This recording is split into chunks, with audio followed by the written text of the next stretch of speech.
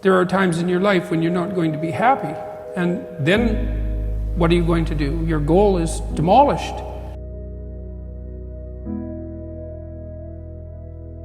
And there are going to be plenty of times in your life when you're not happy. There might be years. And so it's a shallow boat in a very rough ocean. It's based upon a misconceptualization. Happiness is something that descends upon you. Everyone knows that. You know, it comes upon you suddenly. And then you should be grateful for it, because there's plenty of suffering. And if you happen to be happy, well, wonderful. Enjoy it. Be grateful for it. And maybe try to meditate on the reasons that it manifested itself, right? Because it can come as a mystery, you know. You don't necessarily know when you're going to be happy. Something surprising happens and delights you.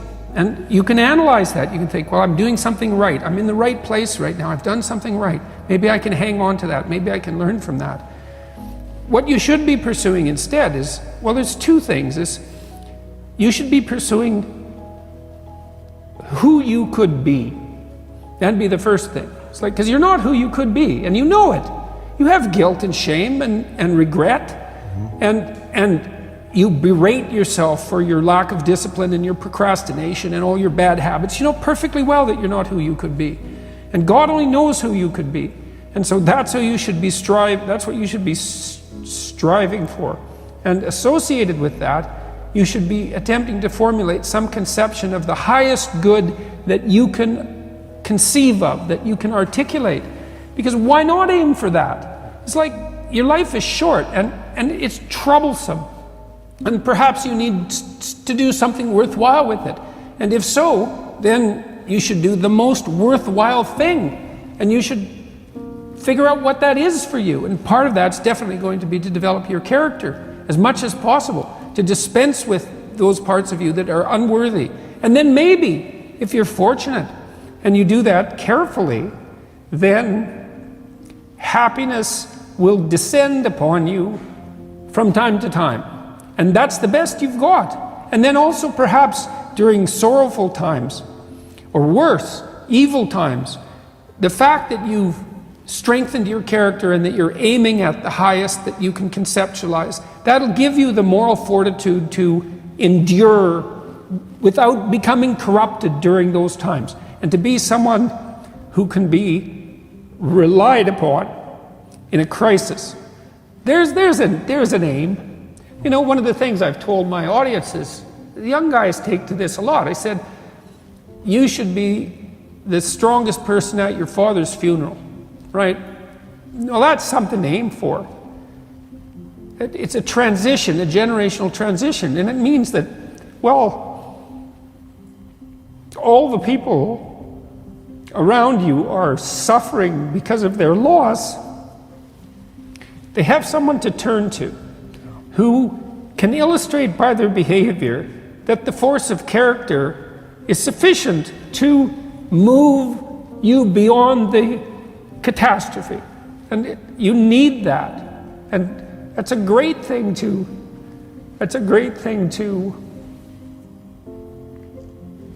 hypothesize as your aim. And happiness just evaporates as irrelevant in light of that sort of conceptualization. And there's also the fact that, you know, if you've matured enough, let's say, to deal with the catastrophe of loss and death, that you can also be the rallying point for the remnants of your family and pull them together at a moment of crisis. And that's a payoff to some degree for the loss. And I mean, I've seen this in families who've dealt with death properly. The remainder of the family pulls together, you know, they become more integrated. And it's not complete compensation for their loss, but it's not nothing. And it certainly beats the alternative, where everyone fractionates because everyone's too weak to cope with the catastrophe and everything dissolves. So how do you actually become the strongest person at your father's funeral? What are the steps? And is it always about being mission driven?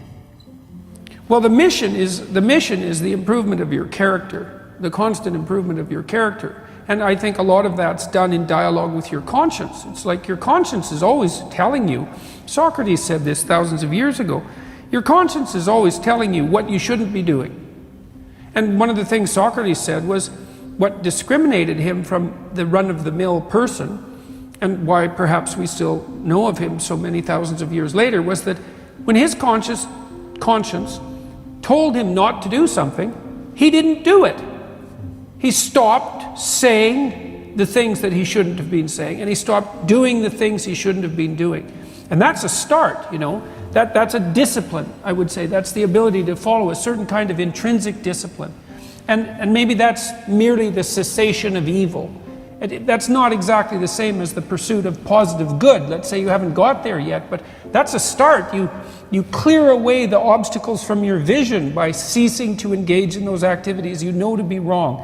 And then the world starts to lay itself out in more pristine form. And then maybe you can start to apprehend what would be positively good instead of merely not wrong. I mean, not wrong is a good start. That's right. You know, the biblical corpus is structured in that way to some degree, at least from a Christian reading. The first rule is follow the damn rules, right? Get yourself together. Here's some rules, 10 of them, 100 of them. Follow them. You discipline yourself, right? You make yourself a reasonably morally respectable individual. And so now you're not blinded as much by your own proclivity for uselessness and malevolence. And then you can integrate all that. You can integrate all those rules. And that's the beginning of the development of character. And then you can embody the union of the rules. It's something like that. And that's that ultimate nobility and character. Like in the Christian corpus, Christ is represented. Let's think about this psychologically as the perfect individual, right? We'll just think about that as the psychological representation. And that's the person who's taken a disciplinary structure and integrated it into a personality that acts that out properly in the world. And it's not merely rule-bound either, because you have to follow the rules, but you also have to be part of the process that generates new rules when it's necessary. And so you take that onto yourself too as an additional responsibility. You know, that makes you more than a blind avatar of authority and stops you from being rigid. And you know, if you look at a medieval cathedral, one of the things you'll see, for example, is a representation of the sky, the dome of the sky, and maybe you'll see a representation of Christ on the peak of the dome. And think about that as a representation of the ideal individual, speaking only psychologically. It's like there's something of cosmic importance about that. That's what you're aiming at, is that perfection of yourself, and that'll keep you busy for your entire life. And it'll do no harm, right? It'll make you better. It'll make your family better. It'll make your community better. And it'll give you, and it's psychologically meaningful. So there's all that. It helps you withstand suffering and disperse malevolence. But it's also extraordinarily practical, because if you become a better person, then you start to be good for things, you know? You can fix problems.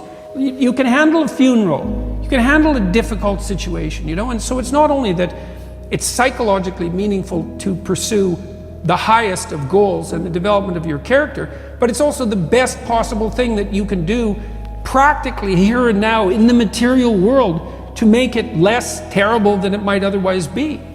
If you formulate your character properly and you put yourself together, you start also to realize that you're not... Look, if you get married to someone, the idea is that you become one, right? Yeah. And so it isn't just your interest anymore, or maybe it's that your interest isn't your interest without it also being someone else's interest, right? It's insufficiently formulated, and you need that conflict with that other person to tap you into proper shape. So what you're aiming at is you and the development of your character, but more than that. And then you do the same when you introduce children into that. You expand out that characterological capacity. And then you can continue to expand that. And so optimally, yes, what serves you should be serving at every level. And I believe that part of the reason that music has such an overwhelming effect on people is because that's what it says. It says, look, everything can work in a multi-level harmony. And then people listen to music and it produces Music produces a religious-like experience in everyone, right? It transfixes them with the sense of intrinsic meaning. It's really miraculous that it does that. And the question is why? And I've puzzled over this for years. And it seems to me that the reason is that in a musical piece, everything has its proper place at every level. And so that speaks of, well, it speaks of heaven. That's the right way to put it, which is why music is so often used in churches. But it means that everyone's interests are being taken into account. You know, and it's a utopian ideal, and it's something that has to be constantly worked on. But see, people often have accused me of an individualistic bias in my moral reasoning, you know, that, well, you should get yourself together. It's like Ayn Rand. It's like, no, it's not it.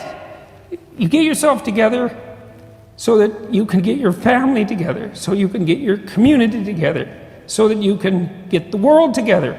All of that at the same time. There's nothing selfish about that, except the responsibility, which is on you to start that, and to bear that, and to lift that, and to act it out. So it has nothing to do with chasing your short-term, impulsive, pleasure-seeking goals.